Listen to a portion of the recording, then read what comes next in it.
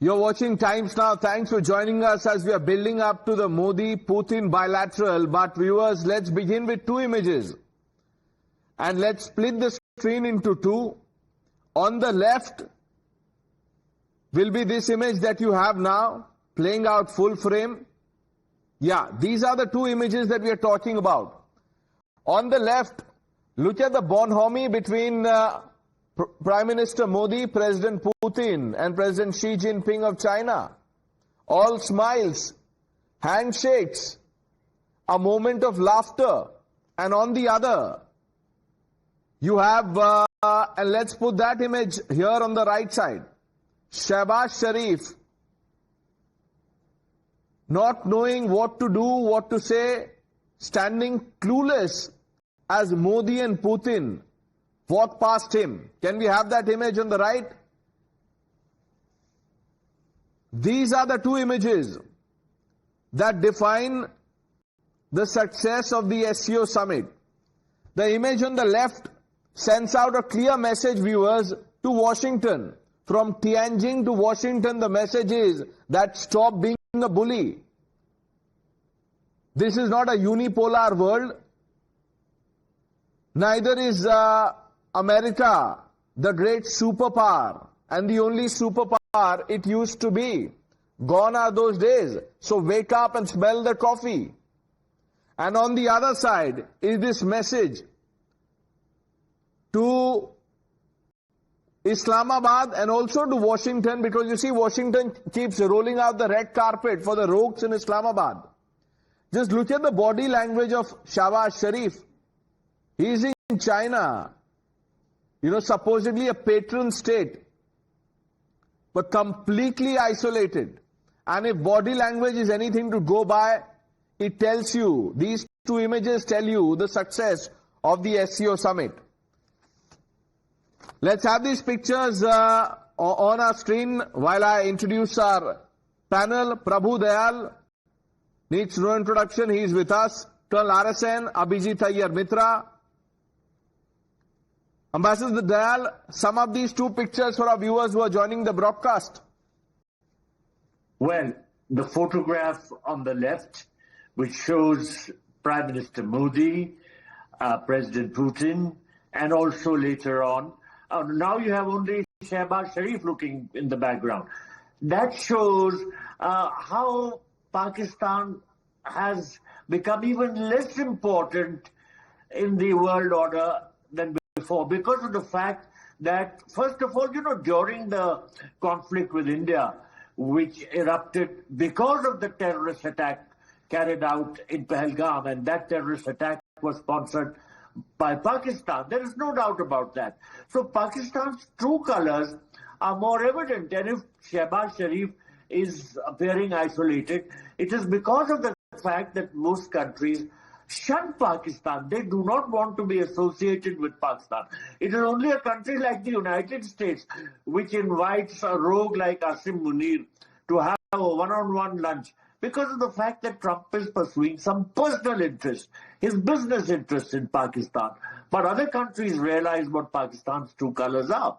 And then the other picture which you're showing of President Putin, Prime Minister Modi in the center, and President Xi Jinping, there's so much bonhomie, the camaraderie is exemplary, and that really shows the drift of the relationship. In other words, the direction which the relationship is pursuing.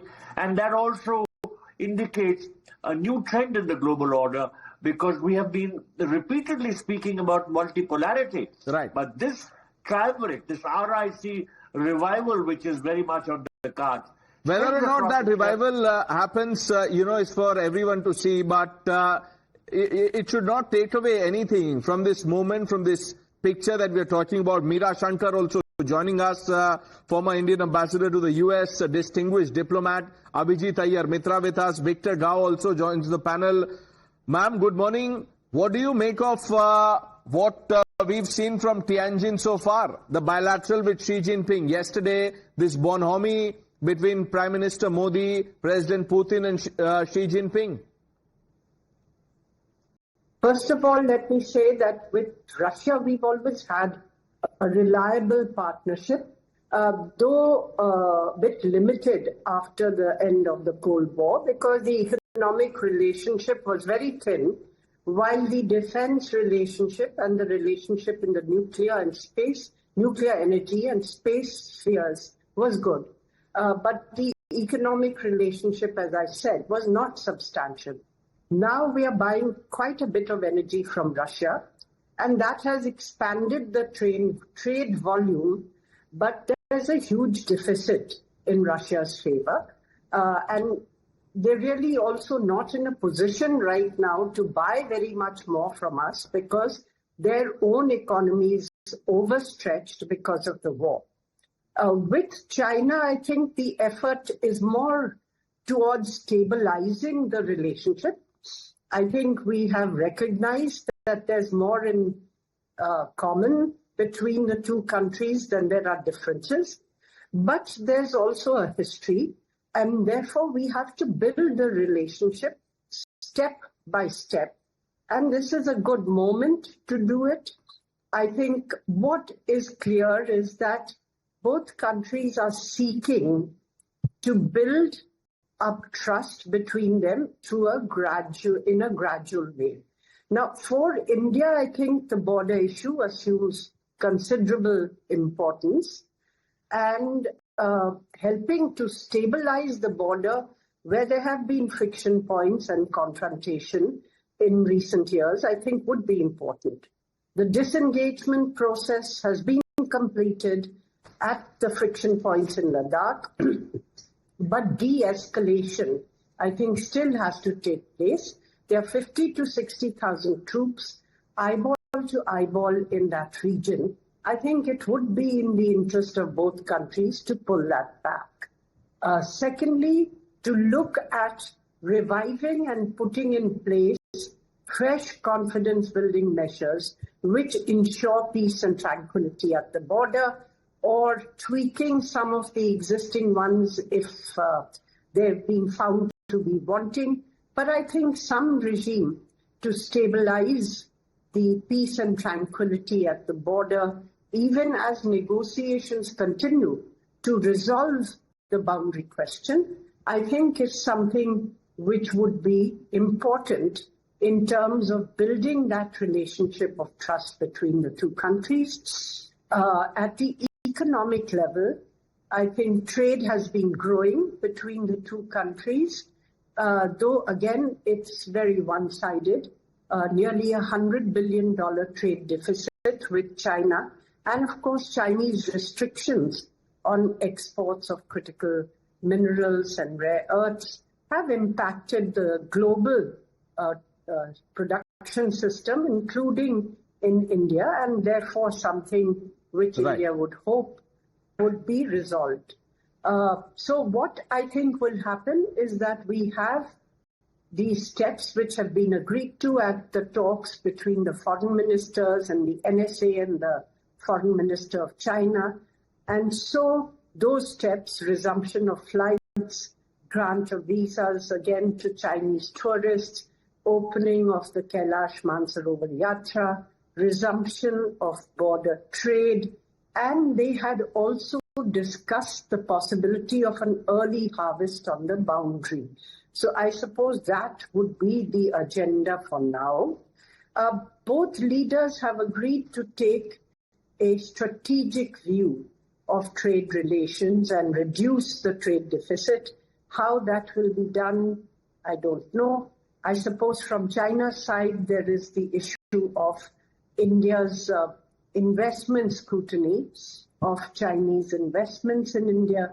I think these are issues which will be taken up, but I think it will be a gradual step-by-step process. Right. And definitely from India's point of view, the border issue is still an important determinant of how stable the relationship between the two countries is. Well, ma'am, please allow me to ask you this, all substantive points made by you about how pragmatic diplomacy should work. But you see, unfortunately, at the moment, this is not quite the language that people in the White House understand, because look at the latest comment by Trump's aide, Peter Navarro. He says that Prime Minister Modi is a great leader, but he should not be in bed with Putin and Xi Jinping. And then he goes on to say that only Brahmins are profiteering when India buys Russian oil. Well, I think we should ignore such rhetoric and statements. I think we have to look at diversification and emphasizing multipolarity, rebalancing some of our major partnerships, also building a concert with middle powers, because as I mentioned, neither China nor Russia is in a position to replace the US as a major market for the US, for India, where we have a $45 billion trade surplus. Not very much, nothing compared to almost the $300 billion trade surplus that China has with the US.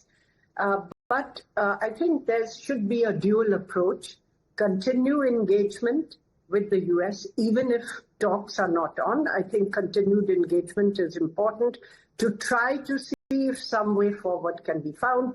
And at the same time, diversification in the economic and geopolitical sphere, also emphasizing multipolarity and looking at strengthening cooperation with like-minded countries on global issues to build or to reinforce at least a rules-based global order.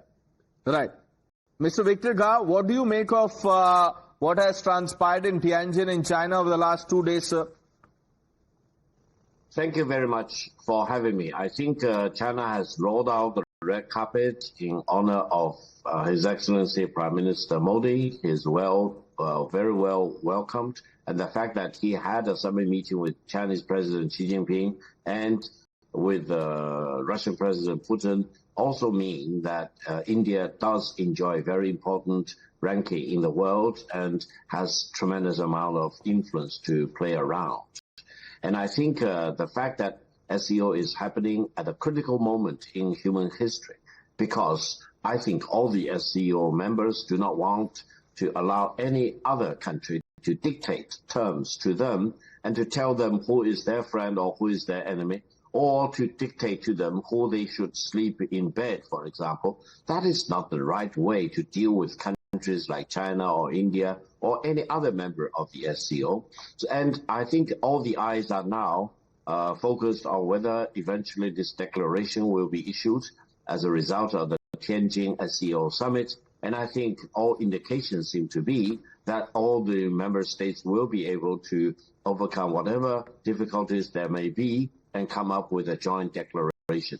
That will mean that the world will need to reckon with SCO and will need to recognize that SCO itself and member states of SCO will be able to get to terms with each other and become a more influential and impactful force in the world of today.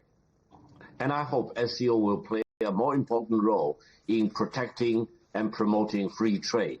This massive amount of tariff war launched by the United States against the rest of the world, I call it the anti-mankind tariff war. It is very poisonous. It's very destructive. And countries like China or India or many others should not really give in or succumb to such maximum bullying or pressure from the United States. And I think the SCO Summit is the right occasion for all the member states to talk about this, and the rest of the world should really focus on what's going on and the message eventually that will come out of the SCO meeting today or tomorrow. Abhijit? I agree with the professor. We need to take this, in larger measure and put it in a bigger perspective. There are still nagging issues between India and China, and those need to be resolved. All these images are fine, but we need to remember Trump right now is doing performative diplomacy. I don't know, you can call it diplomacy, but he's basically doing the performative part of it, and he sublet some of it to Peter Navarro. This is the performative element of diplomacy. There is a much tougher element, which is, the unsexy part, which people don't see, which is diplomats sitting and burning the midnight oil, doing extremely boring work, poring over every letter, every comma, every semicolon. That needs to happen between India and China. As Ambassador Shankar pointed out, the demarcations and things have already been done. There is a final deal awaiting. With China, there is so much more to be done, though. There is no strategic trust between the two countries, no matter what tactical agreements we reach on the border. That is a very tough conversation to have. I don't think we have even reached the surface of that conversation right now. There's a grand political bargain to be made. We haven't even touched that. There is a lot more to go. So, as much as this gives me this sort of pure schadenfreude joy of watching Mr. Trump's meltdown and Mr. Navarro's meltdowns over all of this, there are some serious problems we need to be aware about. Ambassador Dayal, this is obviously not the kind of language that diplomats deal with or should deal with. Like Ambassador Shankar said, we should just ignore it. But this man has been at it.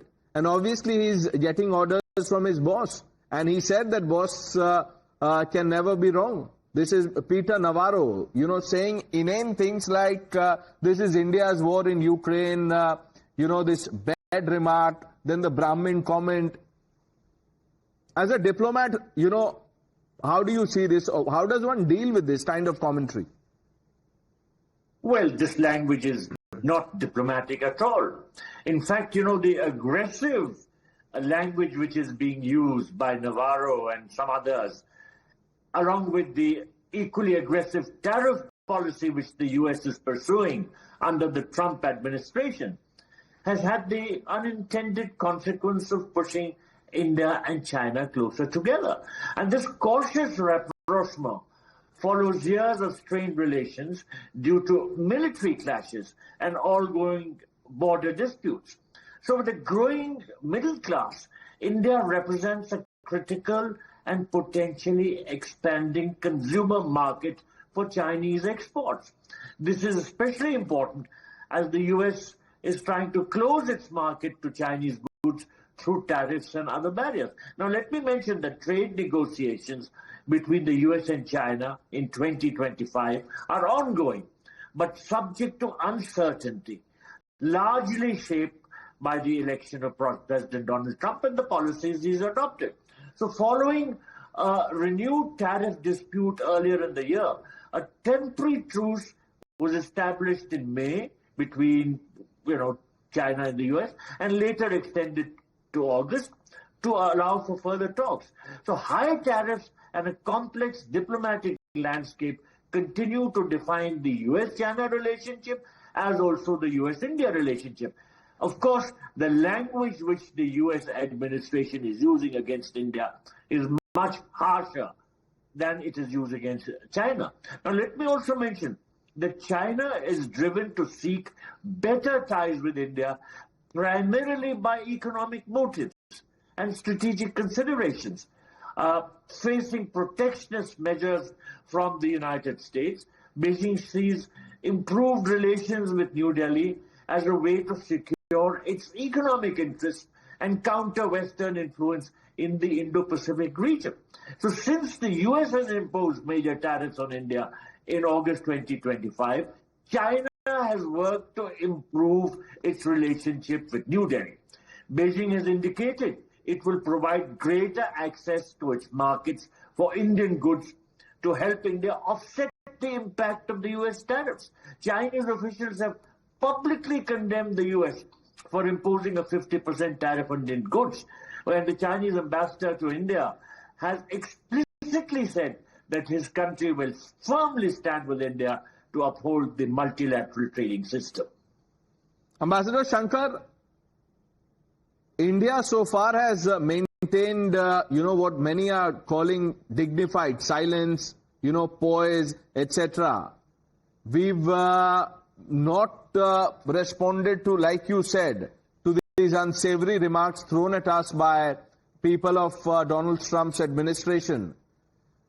But what explains the American hypocrisy? I mean, some of the things that they've said, in fact, most of it don't even add up. Like, how can the Americans call the war in Ukraine India's war? How can India be penalized with sanctions when China is buying more oil than India is, and even US is doing business with the Russians? Yes, absolutely. It's an unfair and unreasonable policy. But I think the US, like, all school bullies, tries to pick what they think is a more manageable victim or more manageable target. So I think India has got sideswiped in the process. It is clearly illogical to expect that these sanctions will change India's policy because we value our strategic autonomy.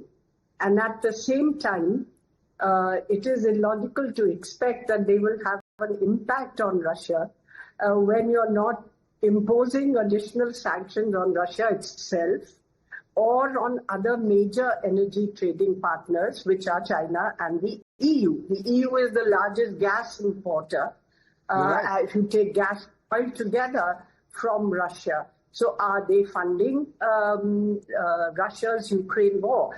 Of course, it's illogical, but the Trump administration is not known for rationality. Much of the decision-making is top-down and impulsive. But I think India's response has been the right one, neither confrontation nor capitulation. I think we have to walk the middle path. We remain engaged, and indeed China does as well, because for China, the US market is also very important at a time that their economy faces some headwinds domestically as well. So I think that it's the right policy, neither capitulation nor confrontation. And even if formal talks are not going on, continued engagement to seek a way forward. At the same time, preserving our strategic autonomy in the geopolitical, geostrategic, geoeconomic space, attempting trade diversification, strengthening multilateralism, and strengthening global and regional cooperation to try to stabilize the international system. So this would obviously, the two other great powers, Russia and China, I think India will seek to strengthen its relations with them, but in a step-by-step way, Right. not with Russia. Our relationship is good, certainly with China, and at the same time look at creating stronger relations with many middle order powers. Right. In about 20 minutes from now is when the Modi-Putin bilateral is set to begin. Abhijit, your thoughts on that quickly. You know, sometimes I feel India-Russia bilaterals are almost superfluous in that sense. They're really, we have such good relations with Russia. We've always had good relations with Russia, except maybe for that brief period where I think the Indian Foreign Service had a problem with then Foreign Minister Andrei Kozyrev in the early 2000s. We've always had a very smooth sailing in those ties. So, you know, these are really servicing ties. Every time you have a big client, the CEOs of both companies meet, there's nothing really much to discuss, and you talk about the kids and the dogs and what have you. This is more of that. There is not one issue on which India and Russia diverge at all. Maybe, sure, on Ukraine we've got certain perspectives, but that is strictly, we don't tell our friends off in public. We do not, our differences never see the light of day. Not that there are many differences between the two of us, and it's going to be fantastic. There's going to be a lot more heartburn going on in DC after that. Today, Navarro brought up caste. I think after the videos of that particular meeting come out, he'll also probably bring up religion and the alleged gas chambers we're setting up for Muslims, etc., etc. Someone has sent me a screenshot of RT on X. It says Putin and Modi share warm embrace. Did someone say tariff? Question mark. So, shots have been fired already without taking names. That's the way to do it. Not like how Peter Navarro and others do it. We have to take a short break. We return to this as we build up to the Modi-Putin bilateral.